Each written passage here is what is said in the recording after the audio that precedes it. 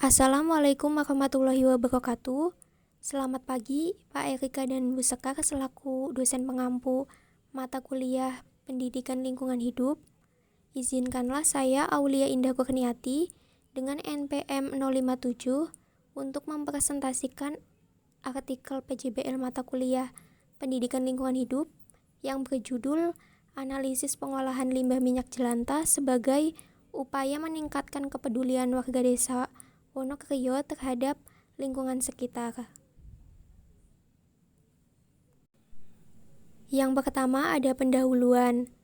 Menurut Sipul, warga negara Indonesia secara umum cenderung sangat menyukai gorengan atau makanan yang digoreng.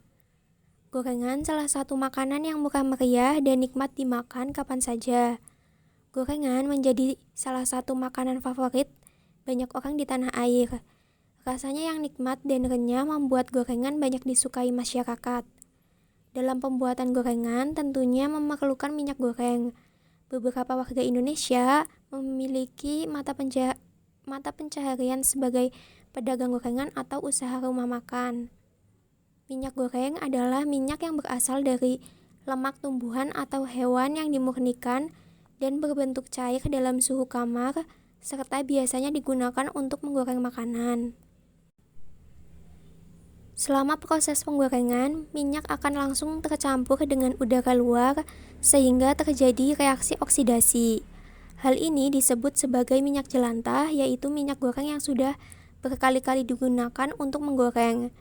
Penggunaan minyak goreng secara berulang biasanya disebabkan oleh alasan penghematan. Minyak goreng yang digunakan secara berulang dapat menurunkan kualitas minyak goreng tersebut sehingga mempengaruhi kualitas bahan pangan yang digoreng. Jumlah pemakaian minyak untuk keperluan menggoreng dalam rumah tangga maupun pedagang gorengan yang cukup besar menyebabkan timbulnya kebiasaan menggunakan kembali minyak goreng yang sudah digunakan dengan alasan utama penghematan biaya. Penjual gorengan maupun ibu rumah tangga sering menggunakan minyak goreng berulang kali, sehingga dapat merusak mutu minyak goreng dan makanan yang digoreng serta mengubah warna minyak menjadi kecoklatan bahkan kehitaman. Pembuangan limbah minyak goreng bekas atau jelantah masih dilakukan secara sembarangan oleh beberapa pedagang gorengan yang ada di desa Wonokrio. Limbah tersebut biasanya dibuang di sungai, selokan, atau langsung dibuang ke tanah. Hal ini pastilah akan mencemari lingkungan sekitar, berpotensi merusak kehidupan beberapa komunitas makhluk hidup di sungai, dan merusak komponen kandungan tanah. Pengelola lingkungan hidup termasuk pencegahan, penanggulangan kerusakan, dan pencemaran serta pemulihan kualitas lingkungan telah menuntut dikembangkannya berbagai perangkat kebijakan dan program serta kegiatan yang didukung oleh sistem pendukung pengelola lingkungan lainnya. Dengan adanya masalah tersebut, perlu adanya pengolahan limbah minyak jelantah sebagai upaya meningkatkan kepedulian warga yang didukung oleh pengelola lingkungan sekitar mengenai pengolahan limbah minyak jelantah. Maka tujuan dari penelitian ini yaitu untuk menganalisis pengolahan limbah minyak jelantah menjadi barang yang bermanfaat sebagai upaya meningkatkan kepedulian warga desa Wonokrio terhadap lingkungan sekitar dan untuk mengatasi tercemarnya lingkungan sekitar akibat limbah minyak jelantah. Yang berikutnya ada metode. Metode yang digunakan pada penelitian ini merupakan metode kualitatif dengan teknik pengumpulan data menggunakan wawancara dan studi literatur. Metode penelitian kualitatif merupakan suatu penelitian yang digunakan untuk meneliti pada objek yang alamiah di mana peneliti adalah sebagai instrumen kunci. Teknik pengumpulan data dilakukan secara gabungan, analisis data bersifat induktif, dan hasil penelitian kualitatif lebih menekankan makna daripada generalisasi. Teknik pengumpulan data yang digunakan yaitu menggunakan teknik wawancara dan studi literatur. Wawancara merupakan bentuk pengumpulan data yang paling sering digunakan dalam penelitian kualitatif. Wawancara dilakukan untuk mengetahui, melengkapi data, dan upaya memperoleh data yang akurat dan sumber data yang tepat. Dalam penelitian ini, penulis mewawancarai beberapa warga desa Wonokrio sebagai narasumber. Selain wawancara, teknik pengumpulan data atau analisis data juga dilakukan dengan studi literatur. Studi literatur adalah serangkaian kegiatan yang berkenaan dengan metode pengumpulan data pustaka, membaca dan mencatat serta mengelola bahan penelitian. Studi literatur merupakan penelitian yang dilakukan oleh peneliti dengan mengumpulkan sejumlah buku-buku dan artikel jurnal yang berkaitan dengan masalah dan tujuan penelitian. Teknik ini dilakukan dengan tujuan untuk mengungkapkan berbagai teori-teori yang relevan dengan permasalahan yang sedang dihadapi atau diteliti sebagai bahan rujukan dalam pembahasan hasil penelitian. Secara umum, studi literatur ini merupakan cara untuk menyelesaikan persoalan dengan menelusuri sumber-sumber tulisan yang pernah dibuat sebelumnya. Yang selanjutnya ada hasil dan pembahasan. Berdasarkan hasil penelitian yang telah dilakukan melalui wawancara, narasumber menjelaskan bahwa beberapa warga desa Wonokerto memiliki mata pencaharian sebagai pedagang gorengan. Dalam proses menggoreng, pedagang tersebut tidak hanya menggunakan satu kali pakai minyak goreng, melainkan minyak goreng tersebut digunakan untuk berkali-kali menggoreng makanan. Jika minyak goreng tersebut sudah digunakan berkali-kali hingga warnanya berubah menjadi kehitaman, biasanya pedagang gorengan akan mengganti dengan minyak yang baru. Masalahnya, beberapa pedagang gorengan yang berada di desa Wonokerto membuang minyak goreng bekas atau limbah minyak jelantah di sembarang tempat, seperti dibuang langsung ke tanah, selokan, atau sungai dan tanpa diolah terlebih dahulu. Limbah minyak jelantah tersebut mengeluarkan aroma yang tidak sedap yang membuat warga lain kurang nyaman. Dan jika terus-menerus dilakukan, pembuangan secara sembarangan dapat mencemari lingkungan. Selain menimbulkan masalah bagi kesehatan manusia, minyak jelantah juga dapat menimbulkan masalah lingkungan. Secara umum, minyak jelantah dibuang ke lingkungan tanpa adanya kontrol yang berwawasan lingkungan. Hal ini menimbulkan dampak negatif bagi lingkungan, yaitu menimbulkan masalah pencemaran air maupun tanah. Minyak jelantah yang terserap dalam tanah dapat mencemari tanah dan berakibat menurunnya tingkat kesuburan tanah serta terbukti mempengaruhi kandungan mineral dalam air bersih. Keadaan ini diperparah dengan minimnya pengetahuan masyarakat mengenai dampak minyak jelantah terhadap lingkungan. Berdasarkan hasil penelitian, maka perlu dilakukan tindak lanjut dari pengelola lingkungan sekitar agar dapat ditemukan solusi untuk mengolah limbah minyak jelantah sebagai barang yang bermanfaat. Dengan adanya pengolahan limbah minyak jelantah sebagai barang yang bermanfaat, maka dapat mengurangi dampak pencemaran lingkungan akibat pembuangan minyak jelantah secara sembarangan. Berdasarkan hasil studi literatur, limbah minyak jelantah dapat diolah menjadi sesuatu yang lebih bermanfaat seperti sabun dan lilin. Sabun dapat bernilai ekonomi dan dengan adanya pengolahan itu, limbah minyak jelantah menjadi tidak mencemari lingkungan karena diolah dengan baik. Sabun merupakan senyawa natrium atau kalium dengan asam lemak dari minyak nabati atau lemak hewani berbentuk padat, lunak atau cair dan berbusa. Sabun dihasilkan dari proses saponifikasi, yaitu hidrolisis lemak menjadi asam lemak dan gliserol dalam kondisi basah. Kegiatan pengolahan limbah minyak jelantah dapat diawali dengan dilakukannya sosialisasi kepada warga desa Wonokerto tentang bahaya limbah minyak jelantah. Kegiatan ini bertujuan untuk memberikan sosialisasi atau penyuluhan dan pemahaman bahaya limbah minyak jelantah baik bagi kesehatan maupun lingkungan. Setelah dilakukannya kegiatan sosialisasi, maka kegiatan dilanjut dengan pelatihan pembuatan sabun. Penyuluhan dan pelatihan mengenai bahaya dan pemanfaatan limbah minyak jelantah merupakan salah satu upaya meningkatkan kesadaran masyarakat terhadap lingkungan. Limbah minyak jelantah dapat diolah dan dimanfaatkan menjadi sabun yang murah dan mudah dilakukan dalam mengolahnya.